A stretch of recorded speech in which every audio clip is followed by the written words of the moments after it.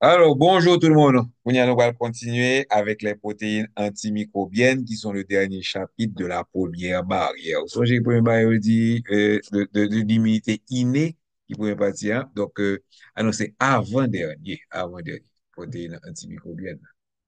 OK?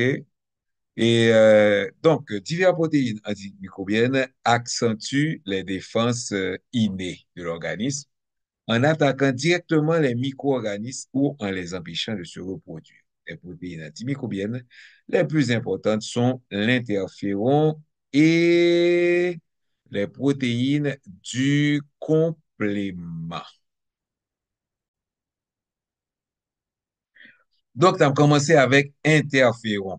Empire méladone, tu connais pour savoir interféron. Donc, les virus, que nous t'ai fait comme ça déjà, avec nous, les virus, essentiellement constitués d'acides nucléiques recouverts d'une enveloppe protéique. Alors, acides nucléiques, là, qui sont, est-ce que nous connaissons deux acides nucléiques que nous connaissons? C'est ARN et ADN. Donc, virus, hein, yo, essentiellement constitués d'acides nucléiques recouverts d'une enveloppe protéique. Et ces virus ne possèdent pas de machinerie cellulaire requise pour la production d'ATP et la synthèse de protéines. Alors, si ma continue nous songer, ATP, qu'est-ce qui produit les ATP? C'est le cycle de Krebs. Et puis, la synthèse des protéines, ça a besoin d'ailleurs un messager qui a traversé pour on va voir ça. Donc, ils accomplissent leur sale boulot, c'est-à-dire les dommages à l'organisme, en envahissant les cellules et en détournant à leur profit la machinerie cellulaire nécessaire à leur reproduction. Ce sont des parasites au vrai sens du terme. Donc, le virus là, il va rentrer dans la cellule là, et puis la fait cellule fait virus. OK? Et ça, c'est une notion qui est très importante que nous devons comprendre. Bien que les cellules infectées soient impuissantes à se défendre, c'est-à-dire que le virus attaqué en cellule, c'est ça, il pas qu'à défendre tête. OK? Donc, bien que le pas qu'à défendre tête, ou bien un peu dans la cellule ça, OK? Qui a sécrété de petites protéines appelées interférons et contribuer ainsi à protéger l'autre cellule que le virus a pourquoi attaqué. Molécule d'interféron, hein, il peut rentrer dans les cellules voisines, ok, donc il dit en français, il diffuse, et pour stimuler la synthèse de protéines qui interfèrent avec la réplication virale. C'est-à-dire que cellule là qui est infectée, il n'est pas qu'à défendre tête, mais il qu'à défendre l'autre cellule. Et peut-être ça, ok? Il va faire ou provoquer synthèse un produit qui va interférer, qui va empêcher que le virus soit développé s'il attaque on l'autre cellule. OK? Et ainsi, ces produits qui interfèrent, ils vont inhiber la synthèse des protéines virales et ils vont dégrader ARN viral. Vous parlez ça sous figure 21.5. Les interférons active également les cellules tueuses naturelles qui interviennent dans la lutte contre l'infection virale. Nous songez, cellules tueuses naturelles là, li pa ka phagocyter cellules. Qui ça le fait? Il va sécréter aussi le produit qui fait que cellule que nous allons attaquer va mourir, donc elle va déclencher chez cette cellule l'apoptose. Donc, les interférons activent également les cellules tueuses naturelles qui interviennent dans la lutte contre les infections virales. La protection assurée par l'interféron n'a pas de spécificité virale. Heureusement, ça veut dire que ce interféron qui est fabriqué pour un virus en particulier, il protège de l'autre virus en tout. L'interféron est en fait une famille de protéines de modulation immunitaire qui sont fabriquées par divers corps de cellules. Leur effet physiologique varie légèrement de l'une à l'autre. Les interférons alpha et bêta exercent les effets antiviraux que nous venons de décrire, en plus d'activer les cellules tueuses. Un autre type d'interféron, appelé interféron gamma ou interféron immun est sécrété par les lymphocytes. Il a des effets de mobilisation étendus, dont l'activation des macrophagocytes. À cause de l'action directe des macrophagocytes et des cellules tueuses sur les cellules malignes, les interférons jouent un certain rôle de protection contre le cancer. L'interféron, produit par génie génétique, se révèle, génie génétique, ça veut dire que c'est pas, il n'est pas produit par un organisme vrai. Donc, il n'est pas produit par un être humain.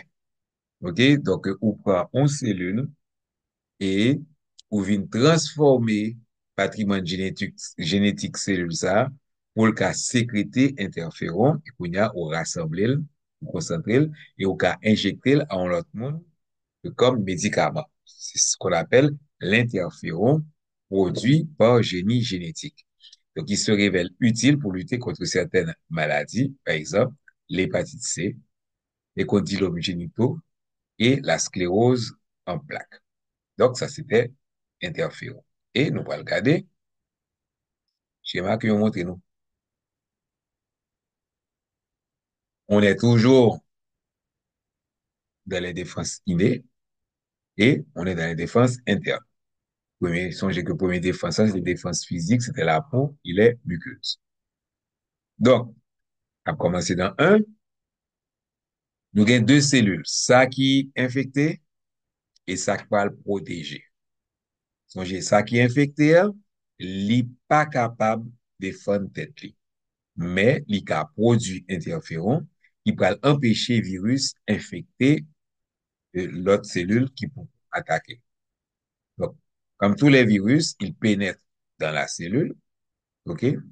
Ou gen patrimoine génétique que gen acide nucléique viral là, va rentrer à l'intérieur de noyau, il peut intégrer patrimoine génétique cellule là, et puis il peut le fondre pour que cellule là lui-même, il vienne produire un paquet de virus qui au même, il peut infecter la cellule de voisinage. Mais la cellule infectée va l'empêcher de le faire comment? Il peut activer les gènes de l'interféron, OK? Il peut produire l'ARN messager pour l'interféron. ARN messager là pour aller dans le cytoplasme. Et ARN ça pour produire, OK, des molécules d'interféron. Ces molécules d'interféron, via un récepteur d'interféron dans la cellule qui est saine, OK, il va inciter la cellule saine à activer des gènes de protéines antivirales. Et gènes protéines antivirales, ça, une fois que le commandé, OK, dans le cytoplasme, il va empêcher le virus à attaquer. Autrement dit, ça va mettre le numéro 5, les protéines antivirales inhibent la réplication virale. Donc, je le redis encore, là, nous besoin de faire révision, hein, OK? Nous pas besoin relire ça que texte ça. Là, nous besoin faire révision, juste garder schéma. Et schéma a un bon résumé de ça qui dit dans le texte. On y a sous pas comprendre schéma, c'est que faut relire le texte. Donc, pour terminer, la cellule hôte 1 infectée par le virus produit de l'interféron et cette cellule hôte, elle est tuée par le virus. Tandis que la cellule O2, la liaison interféron produite par la cellule 1, l'interféron entraîne la synthèse de protéines qui protège la cellule et elle pas mourir. Donc, la première cellule, c'est sacrifiée pour le reste des cellules. Deuxième protéine que nous gagnons, c'est le complément. Le complément, ou système du complément, est un groupe d'au moins 20 protéines plasmatiques synthétisées par le foie et normalement présentes dans le sang sous forme inactive. Vous voyez ça déjà? Et produit là, mais il y a beaucoup agi. On va fait agir. OK? On comprend les protéines de C1 à C9. Malheureusement pour vous, c'est pas C1 qui va le travailler en premier, c'est 2. Après ça, c'est 3. Il y aurait les C1 à C9 suivant leur découverte. Donc, d'autres protéines régulatrices et d'autres facteurs B, D et P, facteur P étant aussi appelé properdine. Donc, le complément, ou système du complément, est un groupe de 20 protéines plasmatiques synthétisées par le foie et normalement présentes dans le sang sous forme inactive. OK? Et il comprend qui ça? Les protéines de C1 à C9 et d'autres protéines régulatrices et d'autres facteurs B, P, P. Le facteur P étant aussi appelé properdine. Donc, le complément constitue l'un des principaux mécanismes de destruction des cellules étrangères de l'organisme. Son activation libère des substances inflammatoires et accentue presque tous les aspects de la réaction inflammatoire. Réaction inflammatoire, et les quatre phases.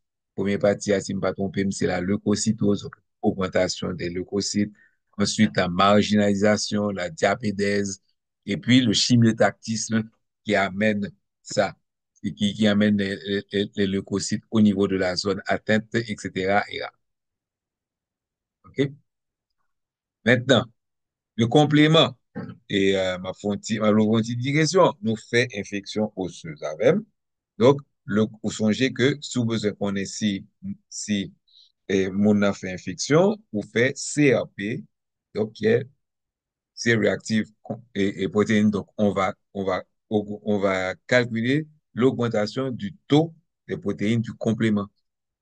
Et peut faire aussi la VS, mais la VS, la vitesse de sédimentation, c'est pour l'inflammation.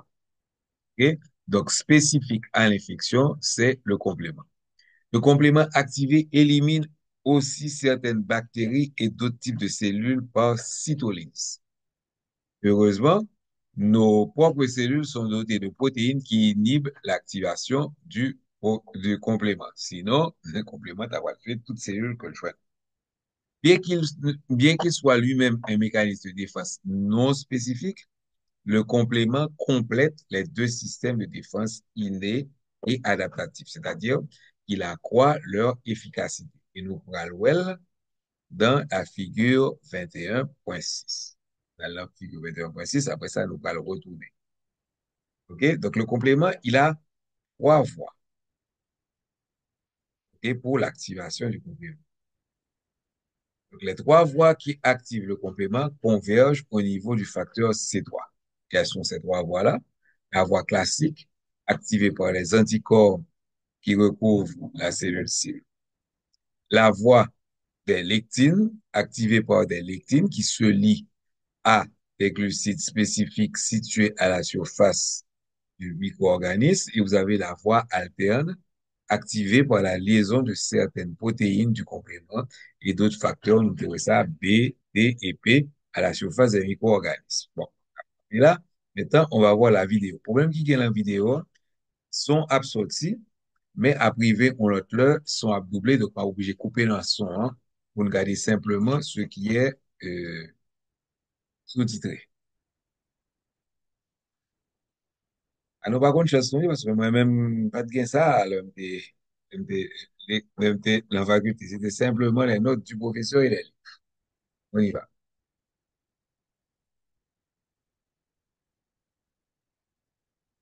Le système du complément, donc,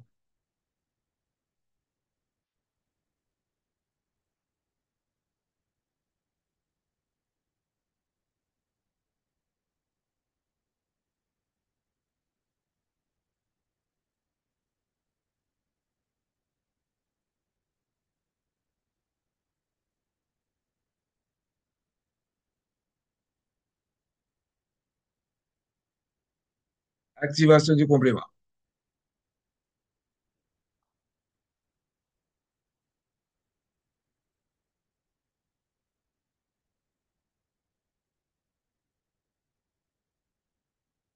OK? Donc là, immunoglobuline, anticorps, OK? Il va le fixer sur le micro-organisme et c'est anticorps ça, on va voir qui va permettre la reconnaissance et la phagocytose. Donc, c'est trois classiques.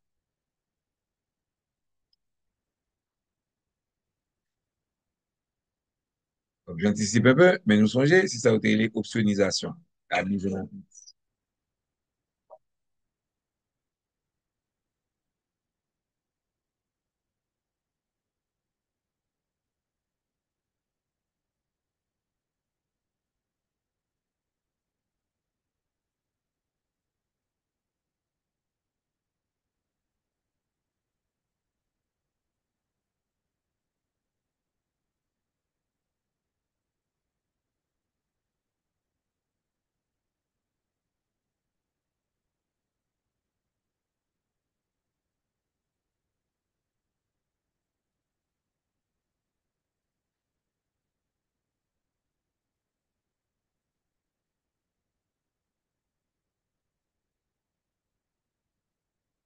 Donc, ça veut dire que euh, C3B1, c'est optionnisation, il colle sous bactérie, hein, et ou bien au niveau du macrophage, des récepteurs qui peuvent attirer, des récepteurs de C3B qui peuvent attirer C3B1.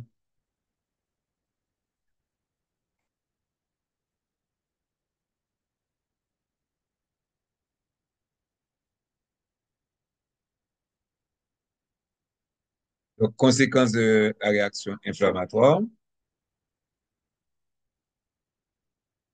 OK, on a l'activation de C3, mais activation de C3-1, C3A, C3B, et C3B1 va activer C5, OK,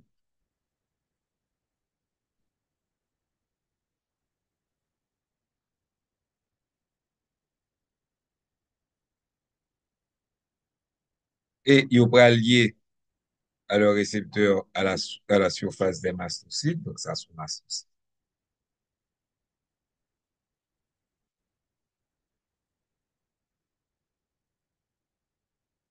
Et mastocyte, il va libérer histamine. Est-ce que nous songeons que histamine, c'est une des substances inflammatoires, OK, que l'on retrouve lors de la réaction inflammatoire.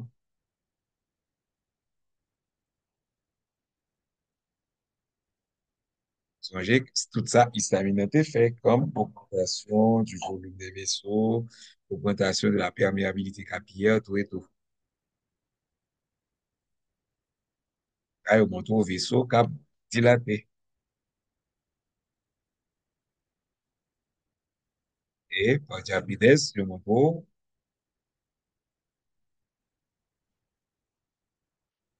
phagocyte,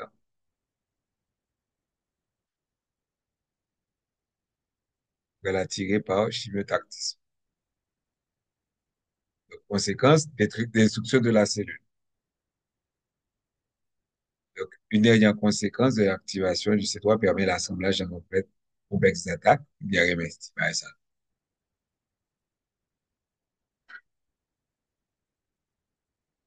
Ça va rentrer dans la bactérie et va provoquer un port.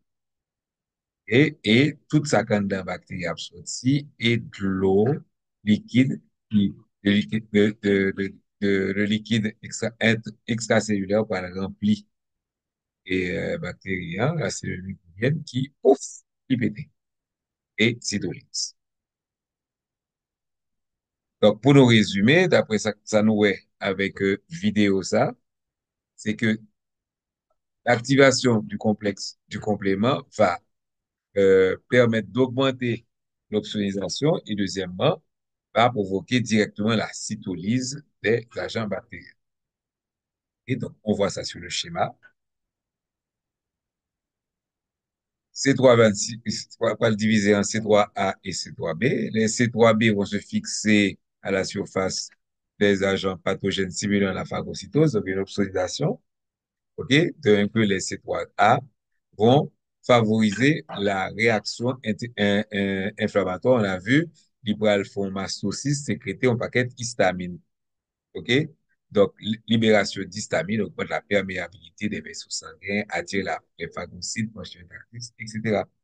Et puis, OK, on l'autre C3B va déclencher une cascade C5B, C6, C7, C8, C9, OK, qui va justement former ce qu'on appelle les complexes d'attaque membranaires et MAC, qui se forment lorsque le fragment C3B active d'autres fragments du complément, C5B, C6, C9, ok, de C6 à C9. Cela se produit uniquement sur la surface de certaines cellules cibles, habituellement des bactéries. Les MAC s'insèrent dans la membrane de la cellule cible, perforent alors cette membrane en causant des pores qui laissent entrer l'eau et fuir le contenu cytoplasmique, ce qui fait la cytolyse de la cellule. OK? Donc, Kounia, nous allons retourner sous le texte, mais déjà, nous connaissons en gros qui ça texte ça a dit. Donc, les trois voies. La voie classique qui fait intervenir les anticorps, ces protéines hydrosolubles, produisent, produites par le système de défense adaptatif pour combattre les corps étrangers qui s'introduisent dans l'organisme. Lorsque les anticorps se lient aux agents pathogènes, ils peuvent aussi se fixer sur certaines parties du complément.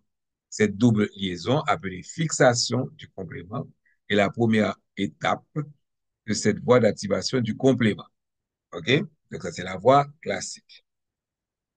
Et là, nous allons le faire, et, comment on appelle ça, étude l'endocrinologie. Vous allez voir que l'autoprotéine hydrosoluble, c'est très important parce que protéine hydrosoluble, les papes qu'à rentrer à l'intérieur d'une cellule. Donc, il est obligé de rester en dehors sur justement des récepteurs. Ensuite, la voie des lectines qui sollicite des lectines, des molécules protéiques, qui sont des molécules protéiques encore hydrosolubles, que le système immunitaire inné produit pour reconnaître les agents pathogènes envahisseurs. Quand les lectines se lient à des glucides spécifiques à la surface, toujours à la surface du micro-organisme, elles peuvent ensuite se fixer au complément et l'activer. Troisième voie qui va activer le complément, c'est la voie alterne. Elle est habituellement amorcée en l'absence d'anticorps lorsque le facteur C3 est spontanément activé et que d'autres facteurs du complément, les P, D et P, interagissent à la surface du micro-organisme. Tout ça pour activer le complément.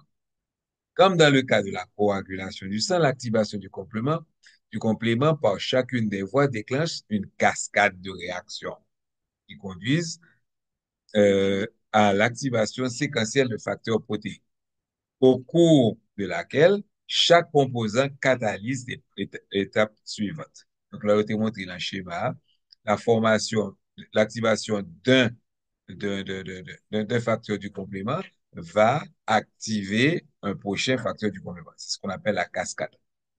OK? Les trois voies d'activation du complément agissent sur le facteur C3 pour le cliver, séparer en deux, grâce à l'enzyme C3 convertase en deux fragments protéines, les fragments C3A et C3B. En même temps, il me connaît qui j'en fais ouais ça. Bon, passons. Cette étape une voie, amorce une voie terminale commune qui accentue la réaction inflammatoire, favorise la phagocytose et peut provoquer la cytolyse. OK? Vous avez ça sous schéma, vous avez ça dans la vidéo. Hein? OK? Accentue la réaction inflammatoire, c'est la sécrétion d'histamine. Favorise la phagocytose, c'est l'optionisation. Peut provoquer la cytolyse, c'est là où on va le faire pour là, en dedans, en dedans membrane là, et qui fait que ça quand dans bactérie absorti et le liquide extracellulaire va rentrer là-dedans.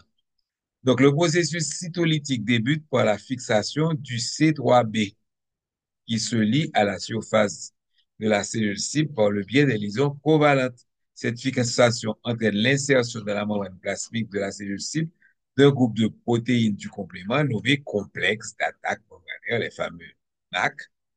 Et le MAC forme un trou dans la membrane et le maintient ouvert pour assurer la lise de la cellule cible en favorisant une entrée passive d'eau et une cytolyse s'ensuit alors. Les molécules de C3b sont également des opsonines, donc ils parlent de macrophage, appétit, manger, bactérien. Comme nous l'avons mentionné précédemment, les opsonines recouvrent le micro-organisme ou se fixent à la molécule étrangère et deviennent des sites de fixation auxquels les récepteurs de la membrane plasmique, les macrophagocytes, changez macrophagocytes, et des granulocytes neutrophiles peuvent adhérer. C'est ce qu'on appelle l'immunoadhérence. Donc, songez que macrophagocytes, OK, les mangent plus que granulocytes. Ceci leur permet d'englober l'élément étranger plus rapidement. Le facteur 3A et d'autres molécules élaborées au cours de l'activation du complément accentuent, accentuent la réaction inflammatoire en stimulant la libération d'histamine par les mastocytes et les granulocytes basophiles. OK? Vous avez la fameuse vasodilatation et augmentation de la perméabilité capillaire. Ces sous-produits attirent aussi les granulocytes neutrophiles et d'autres cellules inflammatoires vers le siège de l'infection, qui est la chimiotaxis.